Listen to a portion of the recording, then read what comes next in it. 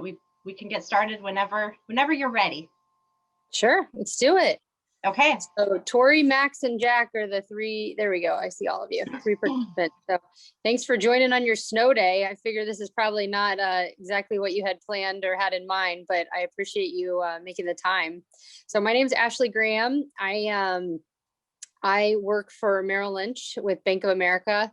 And I was trying to think about when I graduated. So I graduated in 2001. So I'm a Carroll grad. I live here just outside of Chicago.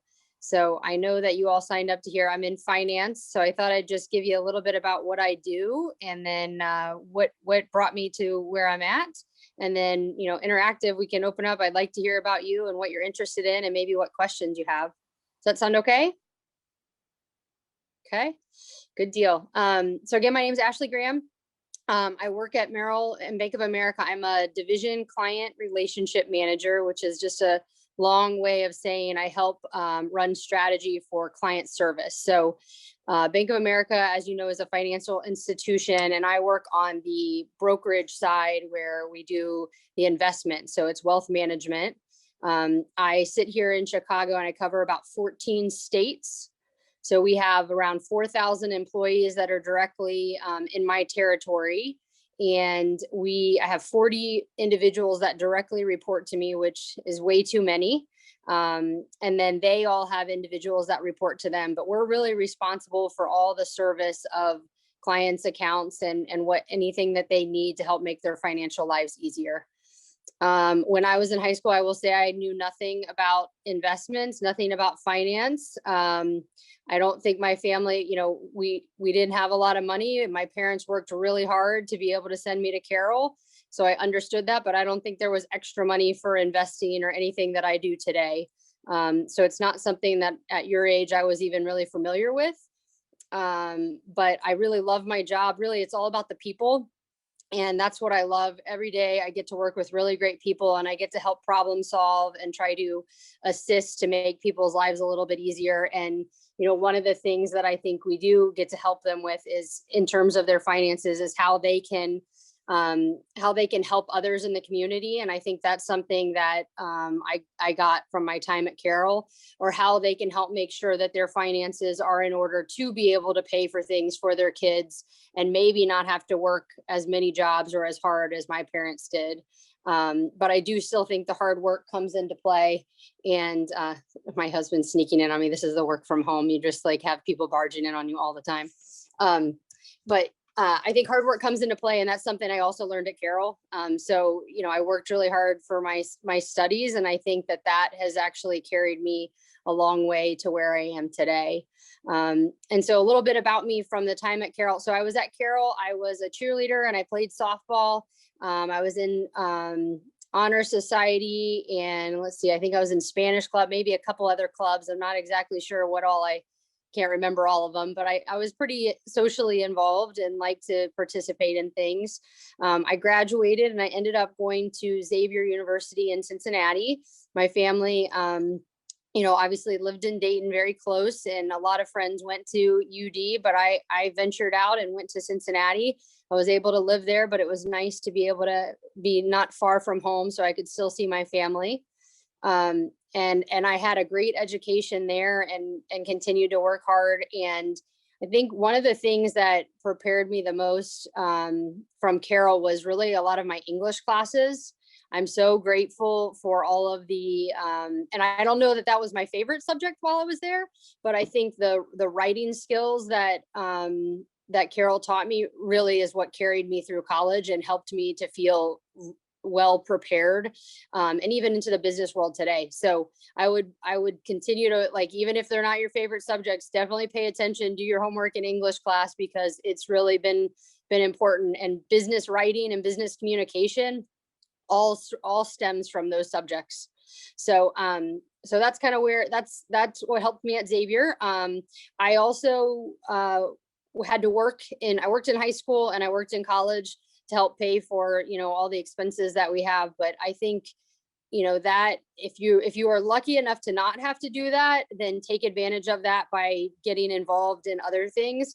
But if you, and I kind of say the same thing, if you're lucky enough to have to do that, I think it's going to prepare you in other ways. So whichever situation you're in, make sure you take advantage of it and utilize the opportunity that's in front of you to make the most of it. But I worked through college, and one of the things that I was interested in was getting an internship. So my junior and senior year, I really looked to apply for internships. I didn't know anything about various companies or organizations, but Merrill Lynch was one of the internships that was offered at the career fair at Xavier. So I applied and I got the position.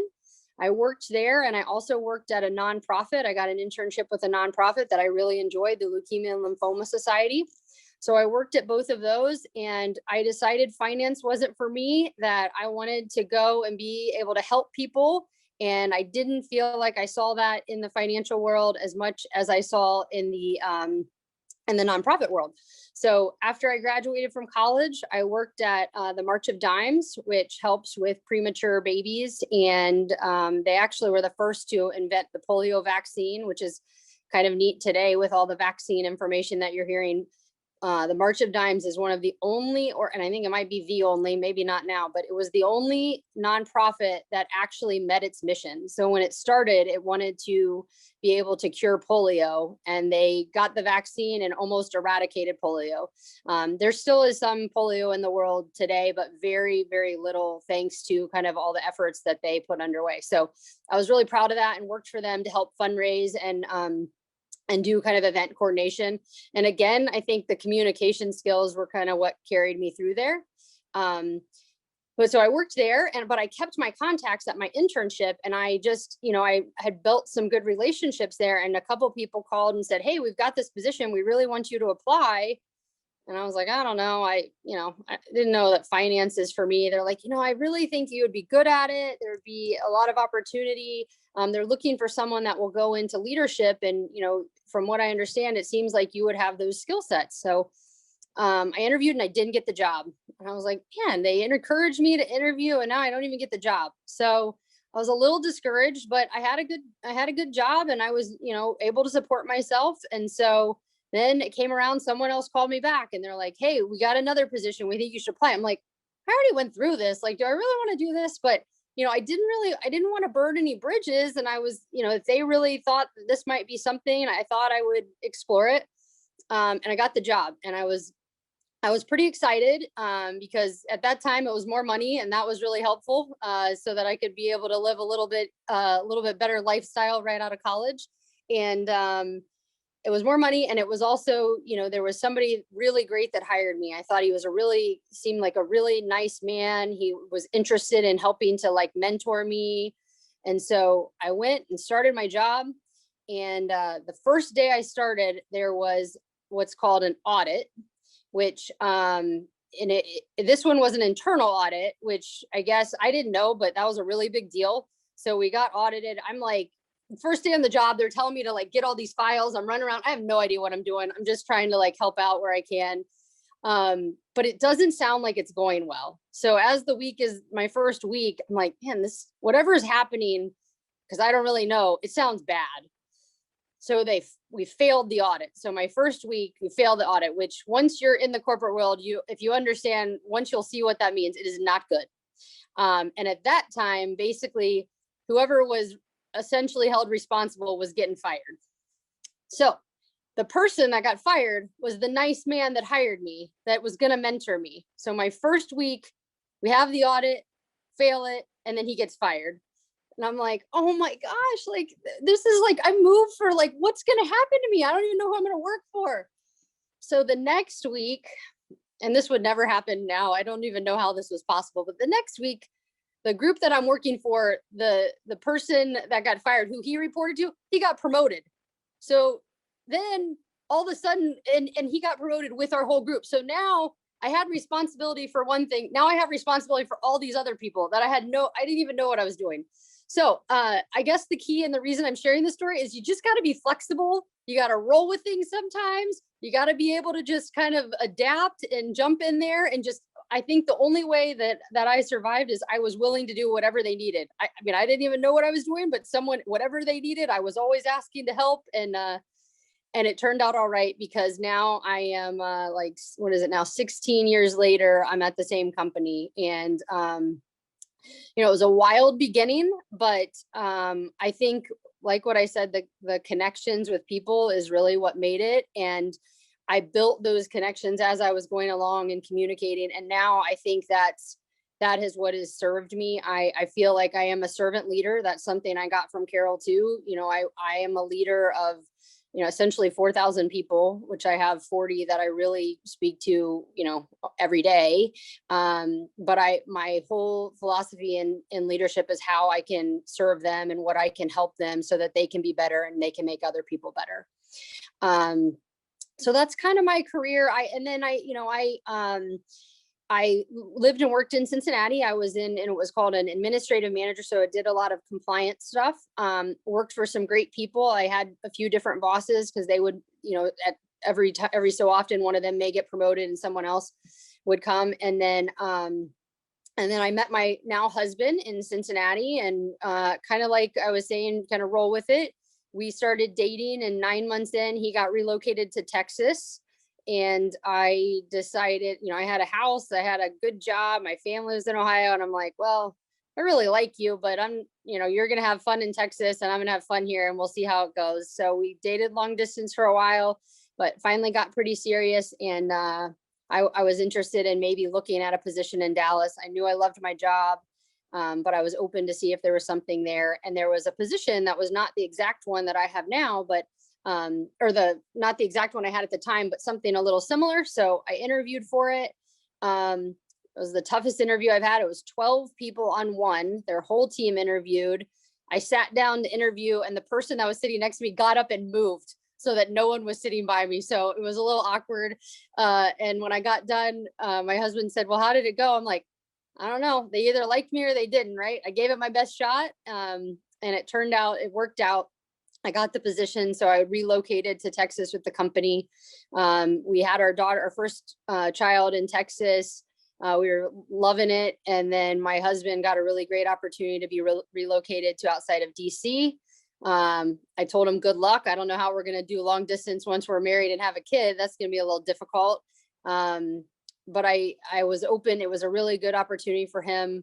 I wanted him to be able to do it. So I started looking, and I was fortunate enough to relocate with the company again. So I'm on a phone call. Thank you. So I was fortunate to be able to relocate again with the company. I feel like I've given a lot to the company, but they've supported and given a lot back to me too. So it's a two-way street. So I relocated to Maryland. We had our second child, and then our third there, lived there for a while. And then I got called for a really good opportunity here in Chicago. So I had moved twice for Orion as my husband, Orion's job. And then we decided we would explore this opportunity. It meant he might not be able to stay with his job, but we felt it was good enough for our family to look at it. And so fortunately, I got the position, and we relocated outside Chicago. So he switched his job. So it's been a wild and crazy ride, but I think, like I was saying, just being able to be flexible and adaptable and trying to, you need to go after what you want, but you also sometimes, like, I don't think I would have ever explored some of these opportunities if people hadn't put them in front of me or hadn't asked me about them, and I was open to whatever chances they had. So that's a little bit of a summary about my career and my situation. So we now have 4 kids. I have a 6-year-old, just turned 5-year-old, a 3-year-old, and an 8-month-old. And so the work from home is crazy. And I want to go back to an office, but I also don't think I want to go back to an office full time. And I'm fortunate enough where I am in my career to be able to kind of dictate that a little bit. So I know this pandemic has been such a challenge for everyone. School, work, all the things from home. Nothing in life feels normal, but I'm really optimistic, and I'm going to try to keep focusing on the silver lining and the good things that I think are going to come from this. And I think one of the things is I would probably never be speaking to all of you today if we hadn't been this. There would have been somebody that would have come into your classroom, and we probably wouldn't have explored having someone outside of Ohio. And I feel really grateful that I have the opportunity to do that. So I think there's a lot more good that can come from this. And I look to you as future leaders to figure out all of those things, what they are, and to make it happen. So I'm going to pause there. I'd love to hear a little bit about each of you and what your interests are, and maybe if you have any questions. So I don't know if I might have to call on you first, right? Maybe we have Max. I'm looking at you first. Would you be willing to be the first one? Actually, my favorite subject is probably math. Okay. And I sports wise, I play some tennis. Very good. And I'm really interested in like the engineering field and stuff like that. Okay. Yep. Great. My husband's an engineer. There's lots of opportunity there, and math, I think, was his favorite subject too. I will say, math is another one like communications. It's going to serve you well in wherever you're at. You need to be able to utilize the math and English are the two things I think you kind of need to have those skills no matter what job you're in, even if it's not focused on one or the other. That's great. All right, Tori, how about you? My favorite subject, I guess out of the main ones, would probably be English. Okay. I'm involved with, I don't do any like sports. I play lots of different instruments at the band. Cool. And I'm also in the drama club. Very good. I'm kind of like interested in maybe becoming like a teacher or something. I like working with people. Yep. Very good. Yep. Working with people. That's pretty much any job that you have right now. And that's great. And I would say you don't have to have it all figured out right now. Another thing I forgot to mention about me in college, I think I changed my major like 5 times. I didn't know what I wanted to be. I was exploring different things, and that's okay. It probably benefited me. I still was able to graduate on time. You have to be smart about that. You don't want to have to extend it just because of that, but you got plenty of time. Are you all juniors, or what year are you? Juniors? Okay, great. All right, Jack, you're up.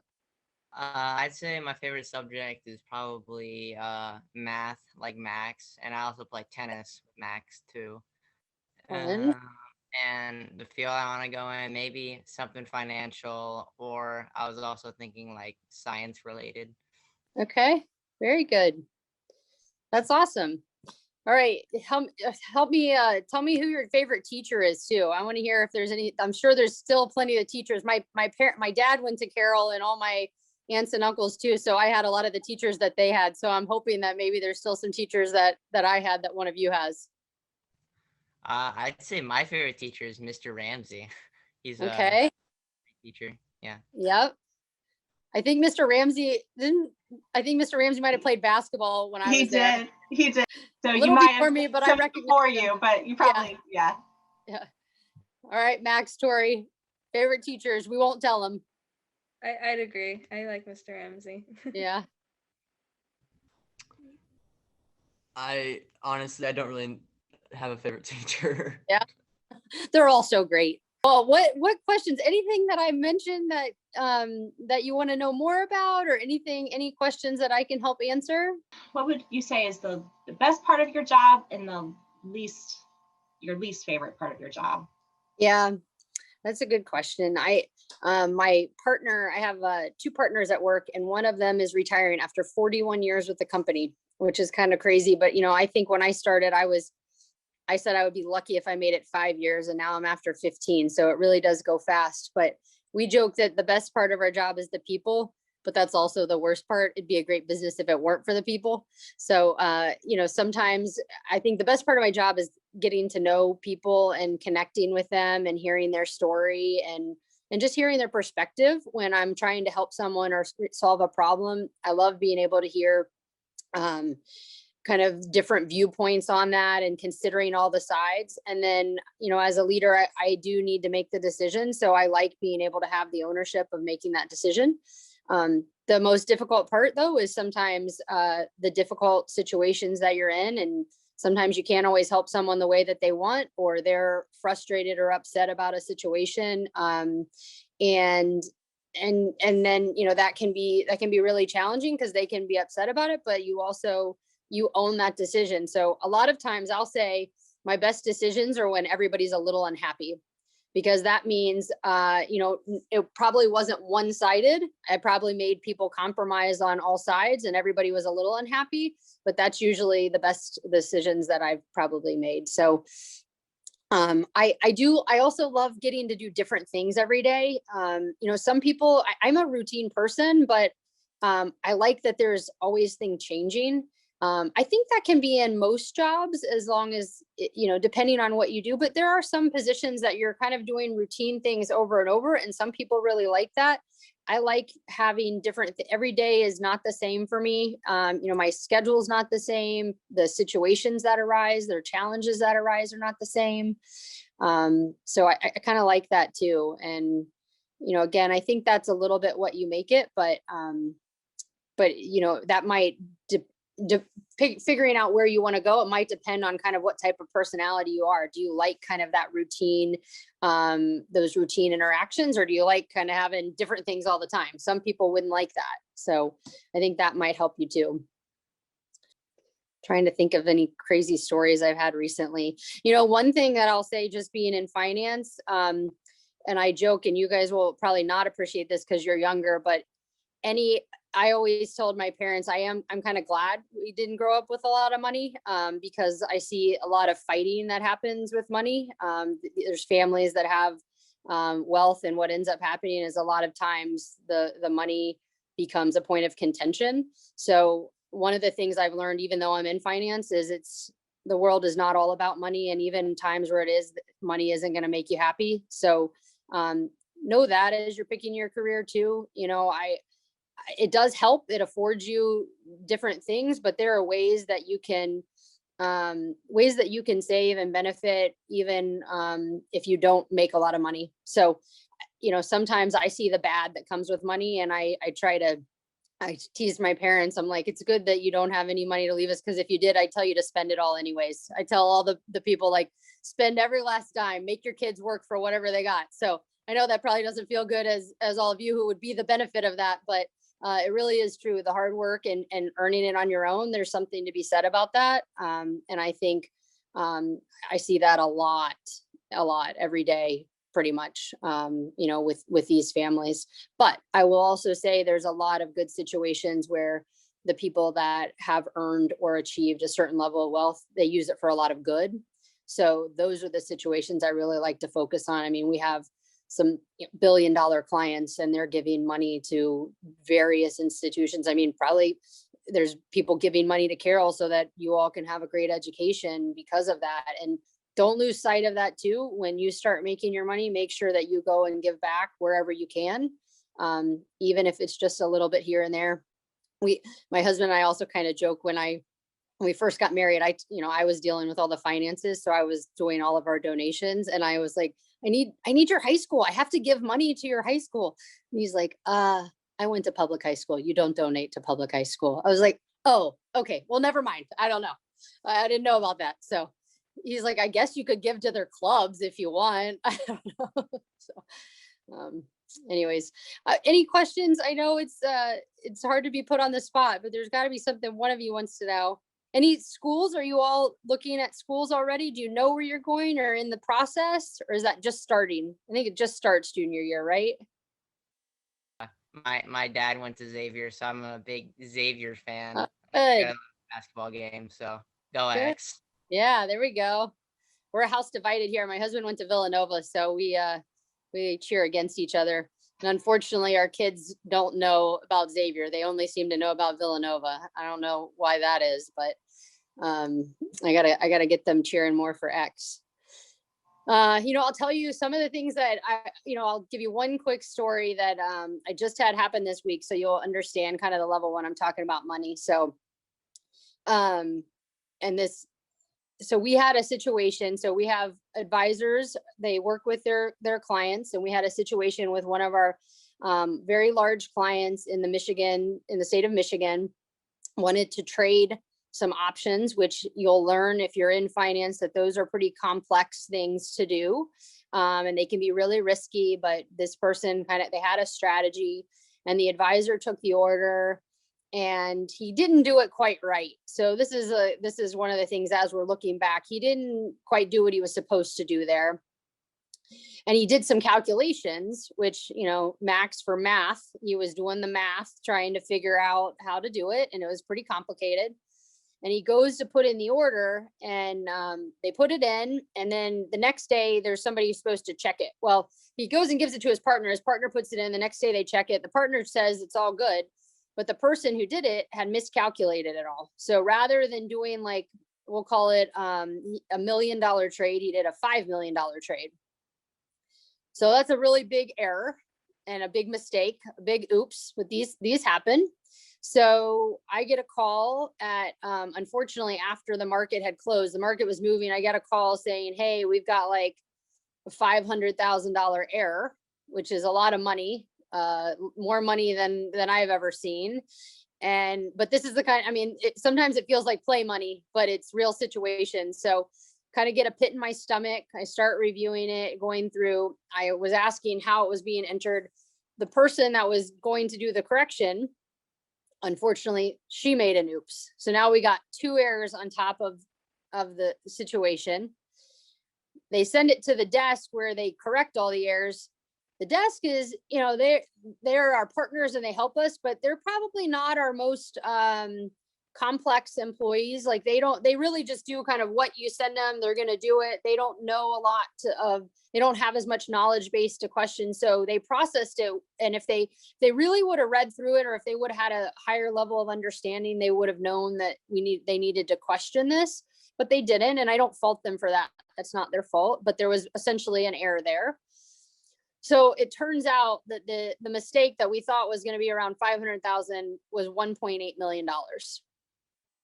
So now I get to deal with, what do we do to fix this, right? We got to figure out and get the client back their money. It wasn't their fault that we made all these mistakes.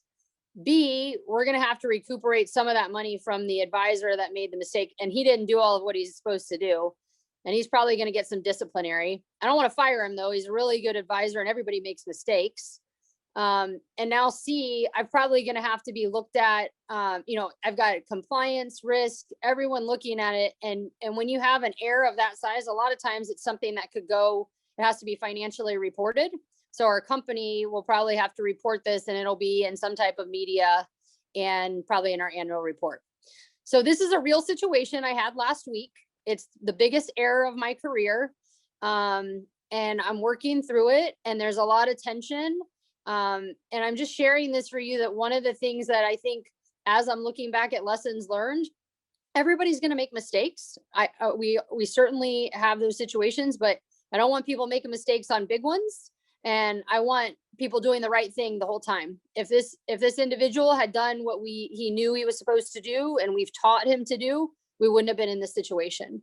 So, I just kind of share that story with you. One, because just the numbers are so crazy. It's one of those situations that you can almost hardly believe. But two, I think doing the right thing is never, you're never going to fail in that case. You can still make mistakes, but you always, we want to do the right thing for the individuals that we're working with.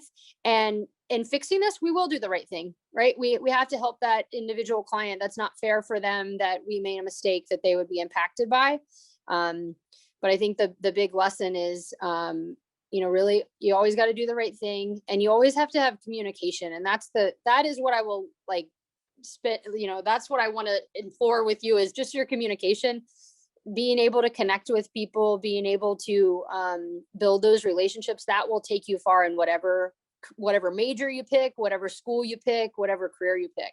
So, work on those skills, those life skills of just being able to connect with people and articulate what you're trying to say, and in an efficient manner and in a respectful manner. And I think that will really carry you all far. So I know, Julie, are we running up on time here? We are. Thank you so much for joining us. Yes. And Tori, Max, and Jack, I wish you all the best. Good luck with your career searches and your college searches. and keep studying hard. I think you will not know the benefit of Carol until much later in life, but you will appreciate all that you have at that point, I'm sure. So it was a pleasure meeting with all of you. If I can be of any help at any time in the future, get my information from Julie. You're always welcome to reach out. Thank you. Thank you so All right. much. Thank Thank you. you. Take care.